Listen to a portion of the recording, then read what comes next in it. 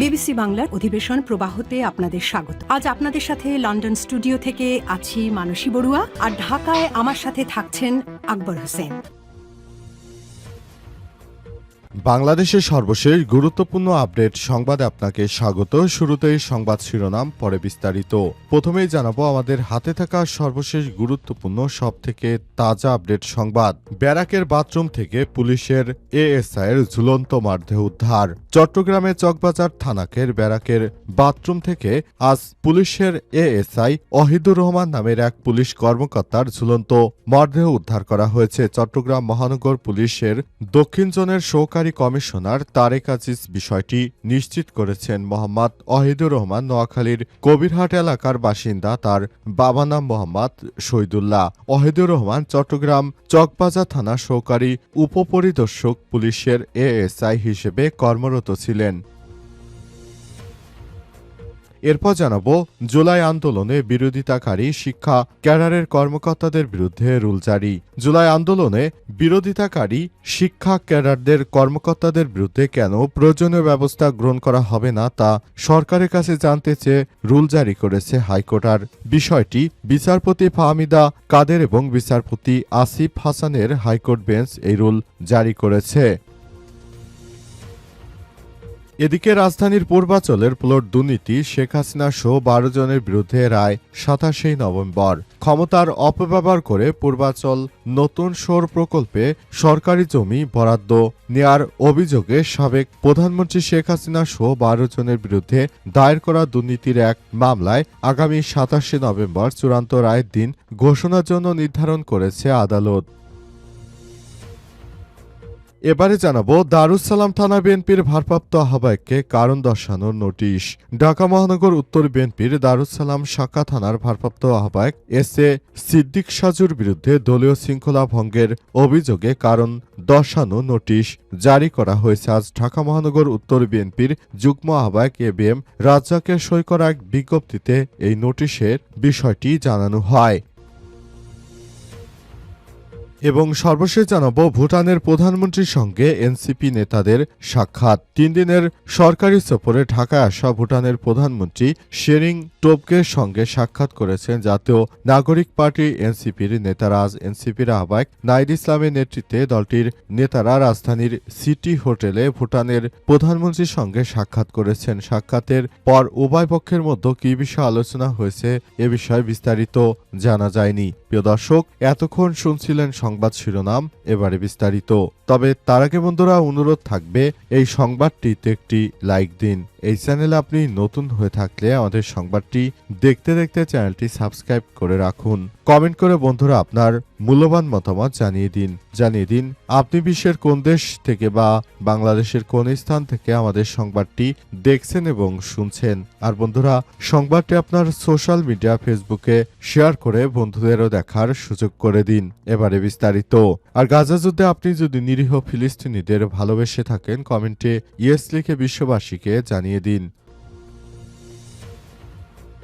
ব্যারাকের bathroom থেকে পুলিশের এএসআইয়ের ঝুলন্ত মরদেহ উদ্ধার। চট্টগ্রামের চকবাজার থানার ব্যারাকের বাথরুম থেকে রোববার 23 নভেম্বর পুলিশের এএসআই ওহিদুর রহমান নামের এক পুলিশ কর্মকর্তার ঝুলন্ত মরদেহ উদ্ধার করা হয়েছে। চট্টগ্রাম মহানগর পুলিশ দক্ষিণ জোনের সহকারী কমিশনার তারেক আজিজ বিষয়টি নিশ্চিত করেছেন। মোহাম্মদ ওহিদুর রহমান নোয়াখালীর কবিরহাট এলাকার বাসিন্দা। তার বাবার নাম শহীদুল্লাহ। ওহিদুর রহমান চট্টগ্রামের চকবাজার থানার সহকারী উপপরিদর্শক বা এএসআই হিসেবে কর্মরত। তার সহকর্মীরা বাথরুমের ভেতরে গলায় গামছা পেঁচানো অবস্থায় তার মরদেহ দেখতে পান বলে জানা গেছে। প্রাথমিকভাবে এটি আত্মহত্যা বলে ধারণা করা হচ্ছে। তারা আরও জানায় লাশ ময়নাতদন্তের জন্য চট্টগ্রামে নিয়ে যাওয়া হচ্ছে।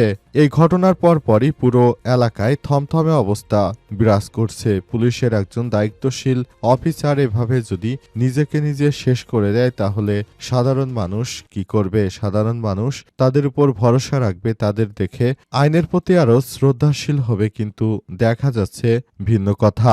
তাই তাদের উপর এখনো সাধারণ মানুষ যে ভরসার হাতটি বাড়িয়ে দিয়েছিল সেই বিষয়টি এখনো মানুষ পুলিশের সদস্যদের এই মৃত্যুতে খুবই দুঃখ পেয়েছে। অনেকের বাসিন্দা ওই এলাকার বিভিন্ন মানুষ তারা জানিয়েছে।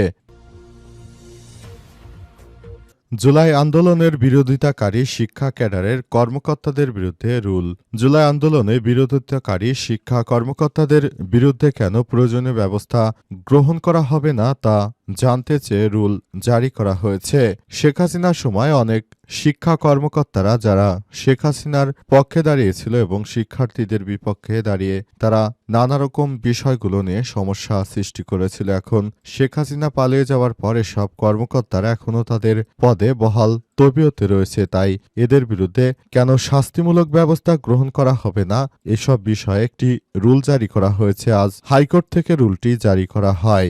অন্তর্বর্তীকালীন সরকারের প্রধান উপদেষ্টা বরাবর এই রুলের নির্দেশনা চাওয়া হয়েছে কেন এই শেখ হাসিনার সময়ে যারা শিক্ষার্থীদের বিরুদ্ধে অবস্থান নিয়েছিল, শিক্ষার্থীদের হত্যার ব্যাপারে তারা সহযোগিতা করেছিল, এদের বিরুদ্ধে কেন সরকার ব্যবস্থা গ্রহণ করবে না এ ব্যাপারে রুলটি জারি করা হয়েছে। রুলের বিষয়বস্তু এখনও জানায়নি। প্রতিবেদনে আরো বলা হয়েছে, আন্দোলনে ছাত্র জনতাকে প্রতিহত করতে কোমর বেঁধে মাঠে নেমেছিল শিক্ষা ক্যাডারের কয়েকজন কর্মকর্তা। ছাত্রদের প্রতিহত করতে তারা নানা রকম অপকর্ম করেছিল।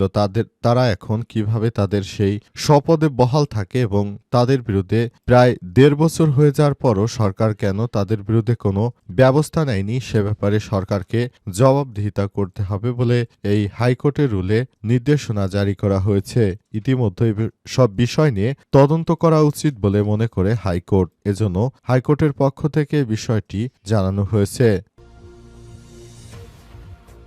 পূর্বাঞ্চলের প্লট দুর্নীতি, শেখ হাসিনা সহ ১২ জনের বিরুদ্ধে রায় ২৭ নভেম্বর। ক্ষমতার অপব্যবহার করে পূর্বাঞ্চলে নতুন শহর প্রকল্পে সরকারি জমি বরাদ্দ নেওয়ার অভিযোগে সাবেক প্রধানমন্ত্রী শেখ হাসিনা সহ ১২ জনের বিরুদ্ধে দায়ের করা দুর্নীতির এক মামলায় আগামী ২৭ নভেম্বর চূড়ান্ত রায়ের দিন ঘোষণার জন্য নির্ধারণ করেছে আদালত। রোববার ২৩ নভেম্বর ঢাকার বিশেষ জজ আদালত ৫-এর বিচারক মোহাম্মদ আবদুল্লাহ আল মামুন এই তারিখ ঘোষণা করেছেন। রাজধানীর উন্নয়ন কর্তৃপক্ষ রাজুক পূর্বাঞ্চল নতুন শহর প্রকল্পে সরকারি প্লট বরাদ্দের প্রধানমন্ত্রী শেখ হাসিনা এবং তার পরিবার সদস্য সহ ২৩ জন ব্যক্তির বিরুদ্ধে অনিয়ম ও দুর্নীতির অভিযোগ গঠন। গত বছরের ডিসেম্বর থেকে এসব অভিযোগের তদন্ত শুরু করে দুর্নীতি দমন কমিশন দুদক। দুদকের অভিযোগ, পূর্বাঞ্চল প্রকল্পের প্লট বরাদ্দ নিয়ে ক্ষমতার অপব্যবহার করেছে সাবেক প্রধানমন্ত্রী, তার পরিবারের সদস্যরা। তারা যেসব প্লট নিয়েছেন সেখানে সাধারণ মানুষের প্রবেশাধিকার ছিল না। দুর্নীতি ও মিথ্যা হলফনামা নিয়ে এসব প্লট নিয়েছেন তারা। মামলাগুলোর নথিপত্র অনুযায়ী ঘটনা শুরু হয়েছিল গত বছরের ২৬ ডিসেম্বর, যখন দুদক এই প্লট বরাদ্দের অনিয়মের তদন্ত শুরু করে। শেখ হাসিনার বিরুদ্ধে এসব অপকর্মগুলো এখন ব্যাপক হারে তদন্ত হচ্ছে এবং দ্রুতই তার বিরুদ্ধে আরও যথাযথ আইনগত ব্যবস্থা গ্রহণ করা হবে বলে প্রশাসনের ঊর্ধ্বতন কর্মকর্তারা বিষয়টি নিশ্চিত করেছেন। দারুস সালাম থানা বিএনপির ভারপ্রাপ্ত আহ্বায়ককে কারণ দর্শানোর নোটিশ। ঢাকা মহানগর উত্তর বিএনপি দারুস সালাম থানা শাখার ভারপ্রাপ্ত আহ্বায়ক এস.এ. সিদ্দিক সাজুর বিরুদ্ধে দলীয় শৃঙ্খলা ভঙ্গের অভিযোগে কারণ দর্শানোর নোটিশ জারি করা হয়েছে। রোববার ২২ নভেম্বর ঢাকা মহানগর উত্তর বিএনপির যুগ্ম আহ্বায়ক এ.বি.এম. রাজ্জাকের সই করা এক বিজ্ঞপ্তিতে নোটিশের কথা জানানো হয়েছে। দলের নীতি এবং আদর্শ পরিপন্থী কর্মকাণ্ড সহ গঠনতান্ত্রিক সিদ্ধান্ত অমান্য করার অভিযোগে তার নিকট লিখিত ব্যাখ্যা চাওয়া হয়েছে। আগামী ৩ দিনের মধ্যে নয়াপল্টনস্থ ঢাকা মহানগর উত্তর বিএনপির কার্যালয়ে লিখিত জবাব দেওয়ার নির্দেশ দেওয়া হয়েছে বলে জানা যায়। নোটিশে বলা হয়েছে, আপনার বিরুদ্ধে দলের নীতি এবং আদর্শ পরিপন্থী কর্মকাণ্ড সহ দলীয় সিদ্ধান্ত অমান্য করে কাজ করার সুস্পষ্ট অভিযোগ রয়েছে। সুতরাং আপনার বিরুদ্ধে কেন সাংগঠনিক ব্যবস্থা নেওয়া হবে না তার যথাযথ কারণ দর্শানোর আগামী ৩ দিনের মধ্যে একটি লিখিত জবাব নয়াপল্টনে দলের কেন্দ্রীয় কার্যালয় এবং উত্তর বিএনপির কার্যালয়ে জমা দেওয়ার জন্য নির্দেশনা জারি করা হলো। বিষয়টি অতীব জরুরি একটি বিষয় হয়ে দাঁড়িয়েছে। সুতরাং এই ব্যাপারটিতে আপনাকে অবশ্যই জানাতে হবে, যাতে করে আর আগামীতে এই ধরনের কোনো কর্মকাণ্ড না হয়, যাতে করে এ বিষয়টি আপনি জানতে পারেন। এজন্য আপনাকে এই বিষয়টি সম্পর্কে খুব তাড়াতাড়ি সময়ের মধ্যে জানাতে হবে।